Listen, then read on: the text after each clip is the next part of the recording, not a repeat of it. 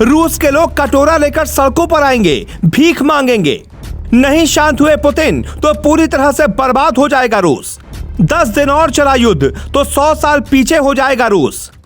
जंग में सिर्फ सैनिक ही नहीं मरते, आम इंसान भी भूख से मरता है। दुनिया का इतिहास कहता है कि जब भी लड़ाई हुई इसमें शामिल देश कंगाली की कगार पर खड़ा हो जाता है। तो क्या रूस का हाल भी ऐसा ही होने वाला है? कहीं सुपर पावर बनने के चक्कर में ऐसा ना हो कि रूस को कटोरा लेकर भीख मांगनी पड़े। यूक्रेन पर हमले के बाद से रूस की करेंसी रूबल में भारी गिरावट आ गई है और अब पुतिन के माथे पर चिंता साफ देखी जा रही है। रूस के हर एक नागरिक पर आर्थिक तंगी का संकट साफ देखा जा सकता है। एटीएम के बाहर भारी लाइन लग रही है और हर व्यक्ति की जुबान पर एक ही बात है, अब आगे क्या होगा? इस वक्त धरती पर 2 ही सवाल सबसे ज्यादा बार पूछे जा रहे हैं। पहला, यूपी में कौन आएगा, और दूसरा, यूक्रेन का क्या होगा। लेकिन हम आपको रूस का हाल बताते हैं। अगर आप पुतिन नहीं माने तो कैसे रूसी व्यक्तियों के हाथ में कटोरा आ जाएगा। खाने पीने की चीजें हो या फिर फोन, टीवी, फ्रिज, सब कुछ महंगा हो जाएगा। सोना चांदी खरीदना मुश्किल हो जाएगा। भारत में पेट्रोल डीजल 130 के पार चला जाएगा। महंगाई आने वाले समय में विश्व का सबसे बड़ा मुद्दा होगा। इसके लिए मोदी या पुतिन ही नहीं बल्कि दुनिया का हर शक्तिशाली देश जिम्मेदार है। वो कैसे, समझाते हैं। लगातार 10 दिन से शेयर बाजार गिर रहा है, जिसका असर भारत पर भी पड़ेगा।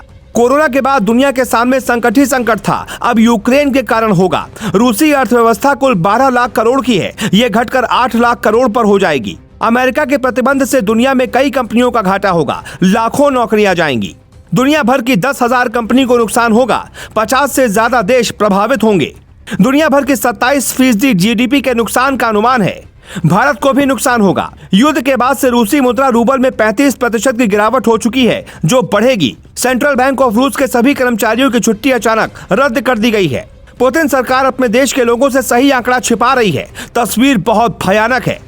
रूस में हालात इतने भयानक हैं कि वहां कैश रुपए की डिमांड 58% बढ़ गई है।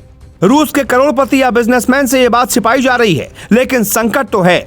मोदी सरकार में पहले से महंगाई है, रूस यूक्रेन के कारण और भी बढ़ सकती है। पीएम मोदी के लिए संकट है कि वो भारत का निर्माण करें या महंगाई को कम करें। जिस देश का निर्माण तेजी से होता है वहां महंगाई अपने आप ही कुछ बढ़ जाती है। साल 1965 की बात है। उस वक्त देश के प्रधानमंत्री थे लाल बहादुर शास्त्री। भारत पाकिस्तान से युद्ध हुआ था और ये युद्ध काफी लंबा चला था। भारत जीत तो गया, लेकिन भारत की हालत खराब हो गई। तत्कालीन प्रधानमंत्री शास्त्री को देश के लोगों से यह तक अपील करनी पड़ी थी कि वो हफ्ते में एक दिन एक वक्त का व्रत रख ले, ताकि अनाज का भंडार किया जा सके। भारत का हाल 1971 में भी ऐसा ही था। अमेरिका के प्रतिबंध से फर्क सिर्फ रूस पर नहीं पड़ेगा। 24 फरवरी को ही इसका असर दिख गया था, जब अंबानी अडानी जैसे भारत के उद्योगपतियों को करोड़ों का नुकसान हो गया था। शेयर बाजार लगातार नीचे जा रहा है और भारत में रुपया डॉलर के मुकाबले बहुत कमजोर हो रहा है। $1 की कीमत करीब 77 रुपए से ज्यादा है, जो युद्ध के पहले तक करीब 74 रुपए तक ही सीमित था। रूस पर अमेरिका ने जो प्रतिबंध लगाए हैं उसका सबसे ज्यादा नुकसान मध्य एशिया के लोगों तक को होगा। मध्य एशिया में भारत, पाकिस्तान, अफगानिस्तान जैसे प्रमुख देश हैं, जिसमें सबसे बड़ा देश भारत है।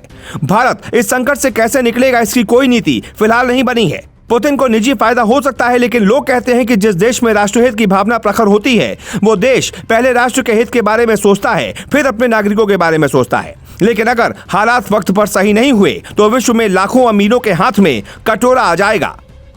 ग्लोबल भारत।